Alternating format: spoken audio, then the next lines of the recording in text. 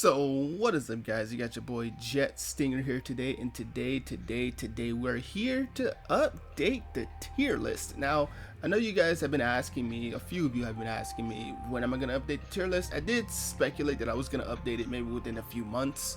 I was thinking around that time, or when Flame tier releases. That was kind of the goal plan that I had in mind, was when I gonna update the tier list. I was thinking around Flame tier, because that would have been like the last patch before we enter the 2.0 era. But I was like, I mean, we can update it now. I mean, there's no real big need for us to really update, especially with us who know these units already.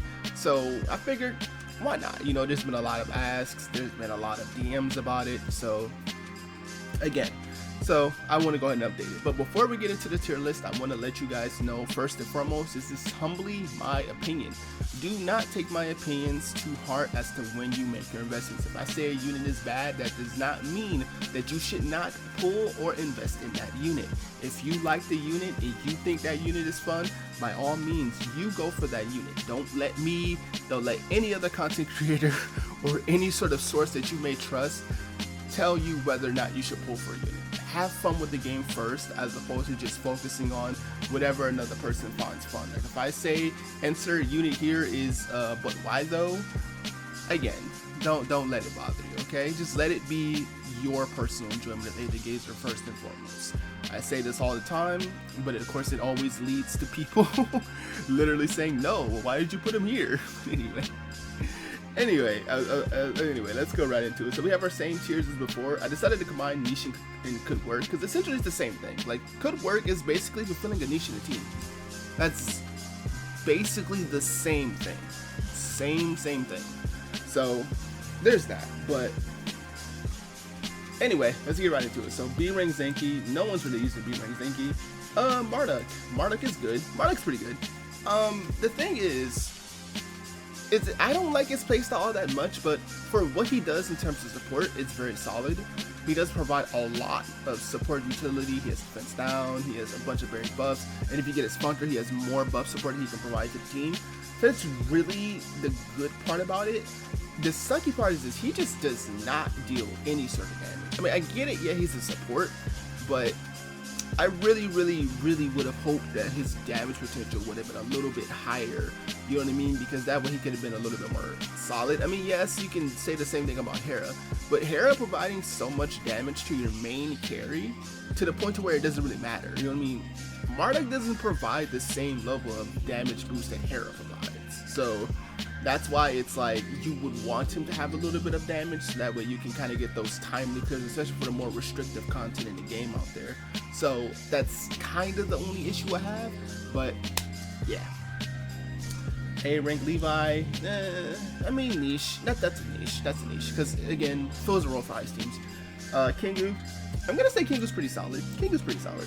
I have really nothing to say about him. I do wish that he could have stayed into his little unique mode a little bit longer, but he's actually been putting in some work, honestly. All things considered, Kingu puts in a little bit of work. It's not as crazy as some of the other DPSs that we have, but it's decent enough to warrant running him in certain comps. Like certain comps he works pretty well in. So there's that. S rank Leviathan. Yeah, good. Even now, she's still hanging in there. Like the water comp team, the good water comp team is Oceanus, her, and the third. That's really it, you know what I mean? That's really why she holds on, because one, she's still a good healer.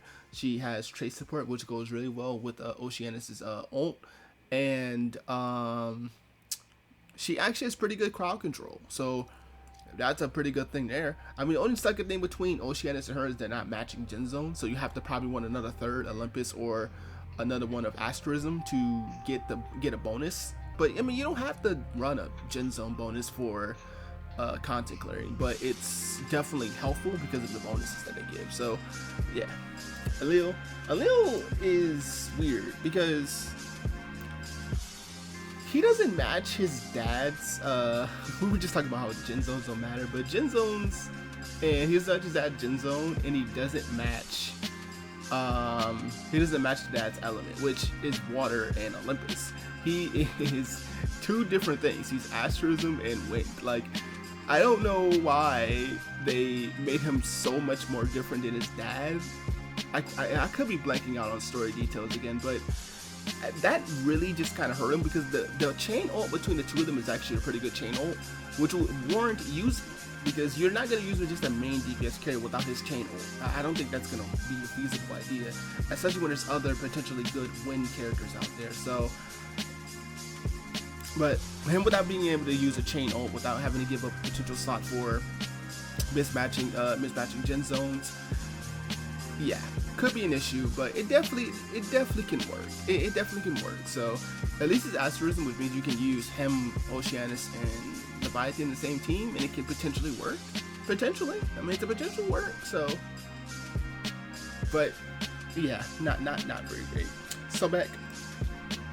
I say Sobek for niche because there's always a community of people that always get down my throat when people say Sobek is a decent unit. I'm kidding, I don't really care.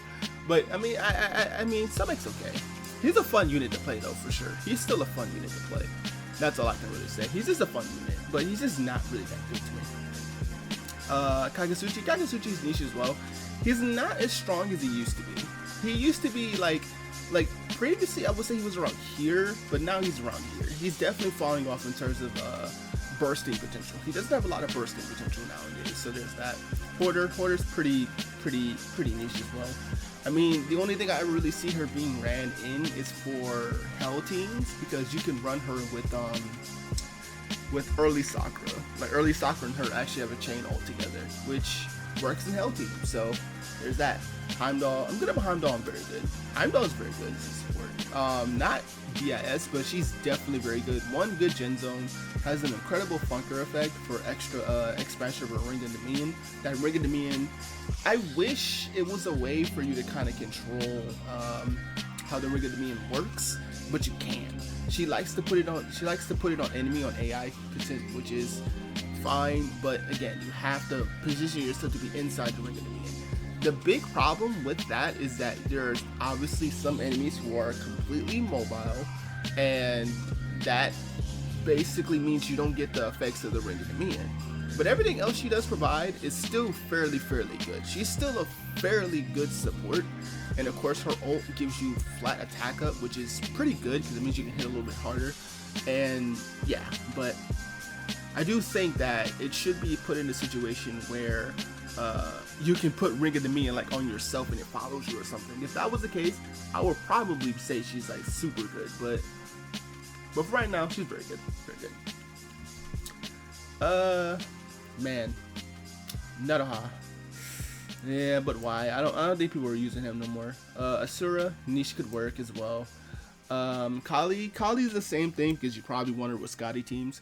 Tsukiyomi. I have so much to say about Tsukiyomi. She's definitely not where she was. She was like right here before, but she's definitely not up there anymore. And the thing is she's just a little bit of an older unit. I mean, she was our first S rank to ever release in global, so she's definitely showing that age of her being an older unit. Like, she's definitely older, so she's definitely starting to kind of like dwindle down in terms of like bursting potential.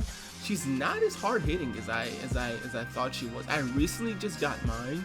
I don't know if I'm gonna take her to level 60 because I need to save those materials, but I don't know. I could potentially maybe try, but again, I don't know. But for right now, I'm definitely not as impressed as I would be with her at just S rank in her bunker. But for what she does, she still does good damage, and she still does provide good thunder support, which is good because we are getting a new thunder unit. So I mean, so yeah. Anyway, Vidar's pretty good, actually. Like, she's actually pretty good. She actually hits pretty hard, especially with her spin to win build. She actually hits pretty hard. Scotty, same. I can't wait till she gets her updates where she becomes like god tier. I can't wait, dude. I can't wait till that happens. A-Rank Verdandi, yeah, that's a niche. That's a niche for Thunder team. Hell, still very good. She's still, quite frankly, really good. She does lose a little bit of bursting potential, but with new team setups, with her, Heimdall, and a third, she actually is pretty good. And the good thing about Hell is you can use Hell for her to stand in the Ring of Dominion to get the bonuses, which is really cool. That's the really cool thing about it, is that Heimdall and Hell go together fairly well. not only are they matching gen zones, you know, she likes being able to be a little bit she likes to be a little bit more slow and calculated, so therefore you can really get the key opportunities to get in on the ring at the mean. So that's why I do think that that Hell and Heimdall together make a really solid team. Anyway, all right, B rank Vert, she's niche as well, and Zinky, I'll say niche for Zinky as well. No one really uses A rank Tsukiyomi. I would only say good because of the support that she provides. That's it. Like, she's only good for support. Everything else she does is not very good. Like to be honest, it's just support. And since we don't have too many good support options, we have Hera, we have Heimdall, and we have early Sakura as like our main supporting units. We have Marta too. Technically, even speaking, Marta can even fulfill her slot in teams unless you're running it for chain, like for a team chain or something. But other than that, no. Flame Tier is very good. He's very good DPS, and he's actually gonna really pop up once he releases in about a month. So normal tier, but why? Well, why would you use normal tier? Thor's in an interesting predicament. She's in an interesting predicament. She's here to here. Like, she's here to here. She's here if you're running her by herself, but with Osiris Cup, she could potentially be here. Because she really pops off with that bonus from Osiris. That's what really makes the team that good, is if you run her with Osiris, she's a definitely SS unit. She starts exploding on damage, especially when you get all the bonuses from her Funker, the skill codes and all that stuff. Once you get all that stuff really going, then she really starts to just going crazy. And that's why I really do think she's actually a unit that could potentially see top tier success, because she hits very hard, and that ult, even though it makes her like a mobile, it makes her hit so much. I mean, it's gonna suck against bosses that can move and that can weave out, like Carterfang, for example, is a boss that zips all across the field. But bosses that are more or less like stand alone or anything like that, you can still get a good amount of damage. Even if you don't get the full effect of the hit, you can still at least get a couple hits in, and that can still cleave off a couple bars of HP. That's why I do think she is kind of like top tier to very good. Like, I think she's like really in here. Like, she's like if I were to like say this in like in CN way, like how CN does their tier listing, I say this is a clear 0.5, but I would just say up here. Jinwoo, since I did say I will be including early 2.0 units, I don't know if I made that clear. Yeah, best in the game. She's so good. Same with Lingwan. Same. There's such a disgusting team. Like, the fact that one Jinwoo is free, all you have to do is do the event. You get her and you get her SS to free, and then you just have to pull for Jinwoo. That team alone is enough. It's just them two, and they have a skill chain again, I believe. So, like, them two together, it's like magic. It's like, and it really revitalizes the fire meta. Now, I do think Flame Tier is definitely a good option for fire teams, but it's really was just him. It was just him. Like, he was the one kind of carrying the fire. And the thing that Aether GAZER likes to do is they kind of give sudden revivals to certain elements. Like, for example, if you've been following CN the last month or so, they really revitalized the ice meta. Like, before, ice was super dead, and then they gave Scotty her rework, which made her fantastic. Then they gave her a really good ice support, and then they gave her another really good ice DPS to go with her. Like, they gave ice a super powerful team just recently. So the thing that they like to do is they like to kind of maybe do it in certain elements. So I do think that the fire team is going to be explosive because of just those two units alone.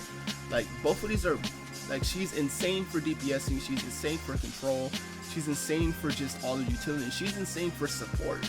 She provides so much support for fire team. So you could run 1, 2, 3 and then just kind of go dumb. Like, honestly, you honestly could. But we won't do Genshin, we won't do you either because they're further in. Apollo. Why Apollo? A rank, no, this is S rank decided. Aether is niche for ice teams, pretty niche. Anurios, I'm gonna still say good because Hades skill chain still kind of goes dumb. Hades is still one of the best DPS in the game. We're not gonna argue about it. Even after all these patches,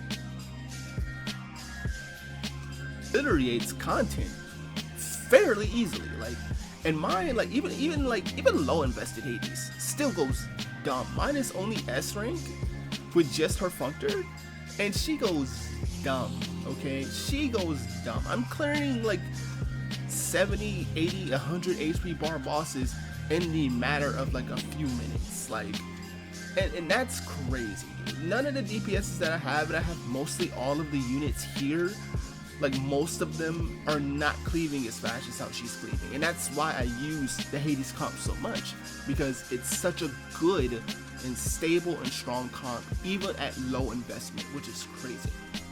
Oceanus, you know, I laugh at this, but I really want to put him up here. Like tier 0.5 for sure, but Oceanus pops off, dude. I love using this unit. He is so much fun to play with. And the big reason why I do love playing Oceanus so much is because he's super freaking fast. He deals so much damage. And if you get him with his functor is what really amplifies his overall damage. Like, the overall damage aspect of him is really just coming from that functor boost. And if you properly get him for a solid team, again, a good solid team with him would be like him, Hera, and the S rank Levi as a team together, and they just go in. They go in. And Oceanus is just about as effective as Hades. Well, nah, I shouldn't say that. He's like kind of on the cusp of being just as viable as she is. He deals a fantastic load of damage. He really pops off. He really just goes crazy when it comes to just kind of bursting down the enemies. And that's why I personally keep him in most of my teams. At any type of comp that I may want to use him in, I just throw him in there. I throw him in there, and he just starts blasting, basically. Like, well, not blasting, but he just starts cutting things up. And if you really know how to manipulate his dodges, you can keep the clones up consistently, and you can get a lot of damage boost for himself. So that's why I do think he's actually up here. You know, at first I put him in very good, because I remember when I did this, and I was like, I think he's very good. But after really using him, I think I really want to put him in best in game, because he is so strong, dude. He is such a strong unit for sure. Like, man. Anyway, so A rank puts A rank Poseidon. I'm still gonna say good for virtue of being a free healer that you can get to Omega for free. There's a lot of ways you can actually build her, and she actually kind of can deal with DPS, not really, but I do think she's really just, you keep her for the sake of healing. Like, that's really just the sake for healing. That's really just it. Hera, you do not use this Hera at all. Athena, I'm gonna say I keep her in good. Hermes, nah. Esther and Hera, you already know, best in the game. Still no support that topples her, really. There's still really no support that really topples her, honestly. No matter what you do, no matter how far you invest into her, she's still insane. Shu, I'm leaning to say niche. I don't know. I could not say that she's terrible. I just can't say she's terrible. Alright, so Bassett's really close to being here. Like, she's here to here, but I'm gonna put her in very good. Bassett's a very strong A-range DPS. Very, very strong. She can really go dumb, especially if you get her for Functor. If you get her for Functor too, oh, she goes in. She gets a lot of damage bonuses. She can really cleave a lot of HP down. So I do think she is really good in terms of being just an A-rank. Because being an A-rank DPS, it's like, it's up in the air. It's up in the air if they can really function well for the role. It's like prime examples being Heimdall. Heimdall's a very good support. But Bassett on her own kind of goes dumb. Like, her, Anubis, and like a third really make for a solid team comp, to be all completely honest with you. So yeah, all things. Osiris, I'm gonna put her in very good. So I'm upgrading her from good to very good, and obviously it's because of the Thor comp. Thor comp with her, GG's. That's really just it. That was the last piece of power she was missing. That was it. That was really just the last piece of power.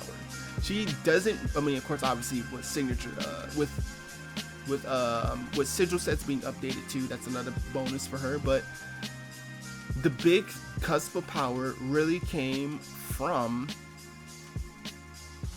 the introduction of Thor and her Nat skill chain. That skill chain is pretty good, dude. It's a really good skill chain. So I do think she definitely gets into the year really comfortably. She's still, I mean, she's always been a good DPS. It was just that she just needed that extra boost. That's it. A-rank Shu, I don't think I'd really be using A-rank Shu. Anubis is pretty good. Anubis is pretty good DPS. I have nothing really wrong to say about him. A-rank Zinky, I'd say Niche could work. A-rank Osiris, I don't think you use her either. But that is going to be the updated tier list for you guys here today. So for SS, we have Thor, we have Jinwoo, we have Jin Won, we have Hades, we have Oceanus, we have Hera, Frigga, we have Heimdall, Hell, we have Flame Tier, we have Bastet, we have Osiris, or Osir, as people like to call her, because that's her real identity. And for good, we have Marduk, we have Kingu, as Leviathan, Tsukiyomi, Vidar, Scotty, early Sakura Oninushi. I can never say that name right, so do not judge me. We have Venurios, we have A-rank Leviathan. No, A-rank Poseidon, my bad. I get those mixed up all the time. Athena and Anubis, and for niche and so on, there we go. But let me know what you guys think is your top tier unit. You know, let me know what's your SS units like. You know, I don't even care if you say Vidar is your SS unit of choice. By all means, you know, just let me know in the comment section below, and let's have a nice, healthy conversation. Please, no one attack anybody in the comment section. I want to make that perfectly clear. If that is the case, I will remove your comment because I do not want to see none of that on this video. And I'll see you guys next time. Peace.